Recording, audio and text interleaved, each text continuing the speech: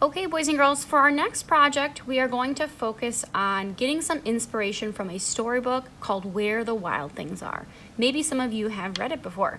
Here is a book page from the story Where the Wild Things Are, and we're going to get some inspiration from the artist who created the illustrations or the pictures from that book.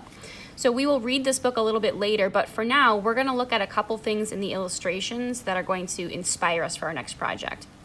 So we are going to create our own Wild Thing monster. So this is kind of going to be our goal for the end of our project.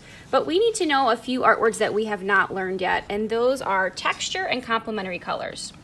So in the illustrations of the book Where the Wild Things Are, the artist loves to use texture. We've talked about texture a little bit. Texture just means the way something feels. So if I was going to go pet this monster and I felt his belly right here, I think that this hair would feel kind of rough. This hair, if I zoomed in really closely, there's a lot of little lines close together that the artist has created to show that this hair is very rough. Let's look at another part of the story here, another monster. Look at this monster's legs down here. It looks like there's kind of some scales on his legs here, and the artist has put little tiny circles next to each other to show the texture of scaly, bumpy legs. Another texture he uses is in the background. So look at the tree right here that they're hanging from. If I was going to go touch this tree, I think it would be very rough, like rough tree bark. Same thing for this one here.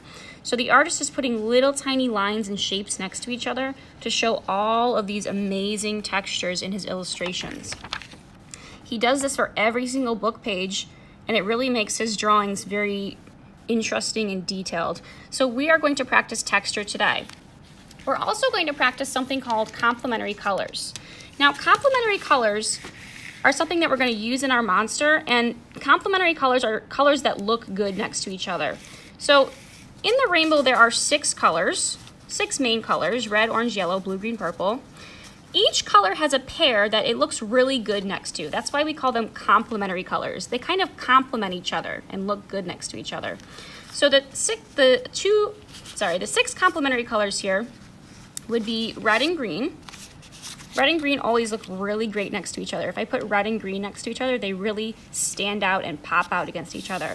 In my monster, I used red and green here. They look really great next to each other. The second one would be blue and orange. Blue and orange fit really well next to each other. They really stand out. So you can see that in the leg of my monster, the blue and the orange. Okay, lastly, purple and yellow are complements of each other. Purple and yellow really stand out against each other. That means they look good next to each other. So we're going to be using these 3 pairs of complementary colors in our monster, and we're going to practice those today. So what are we going to do today? We're not going to start our monster today. We're going to do some texture and complementary color practice before we actually create our monster. So you're going to start with this white piece of paper at your table. It says textures on the top. You are going to start by putting your name on the top of your paper right up here. And we're going to use oil pastels and watercolor paint today to create some textures. So I have my oil pastels here. I have my watercolor paint tray over here. And we're going to create some textures. So in your basket, there are a ton of little pieces of paper that look like this. You're going to pick a few animal textures that you like, and you're going to try and create these using your oil pastels. So I'm going to start with this one right here. This kind of reminds me of a lizard skin. It's very scaly and bumpy. So how could I draw this if I was going to draw this with my oil pastel? I probably would want to draw some little tiny ovals next to each other, starting big and getting smaller and smaller. So I'm going to start with any one color, only one color. I think I'm going to start with blue. So in my first box, I'm going to try and draw this texture as best as I can. So I think that I'm going to start with these little tiny ovals, and they don't have to be perfect. They're just kind of oddly shaped ovals next to each other. And I'm going to try and fill up this whole first box with this scaly lizard texture. And I can make smaller ovals as they get smaller to the sides.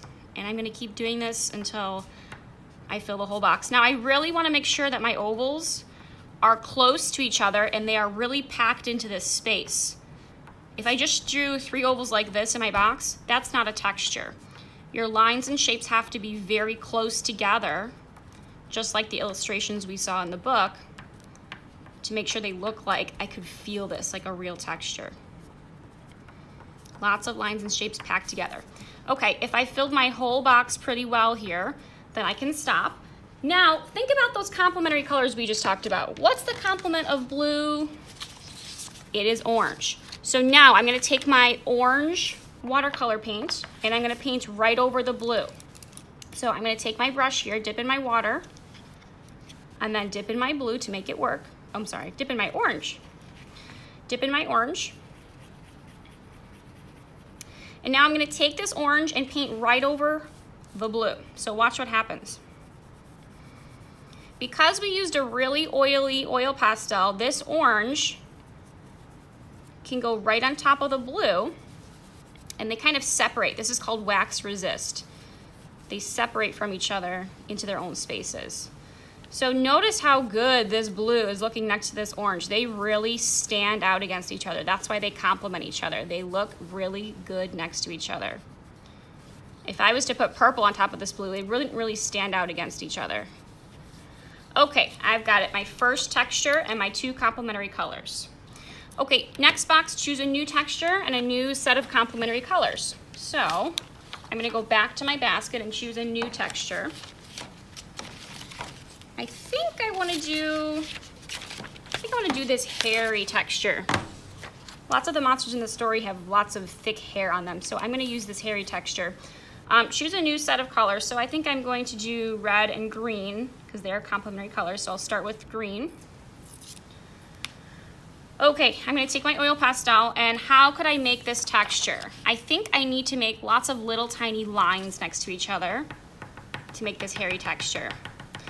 So remember, my lines have to be very close to each other, really packed into that space. I can't just make my lines like this. That's really not going to show that hairy texture very well. I really have to pack my lines in close to each other.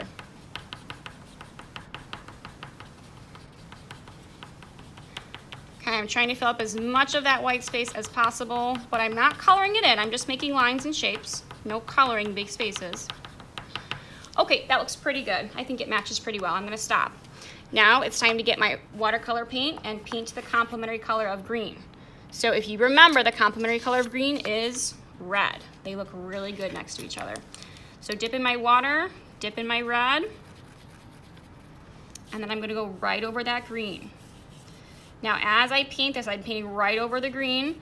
Look how awesome that green looks next to that red. They really complement each other and they really stand out against each other. So I'm keep going until I painted this whole box.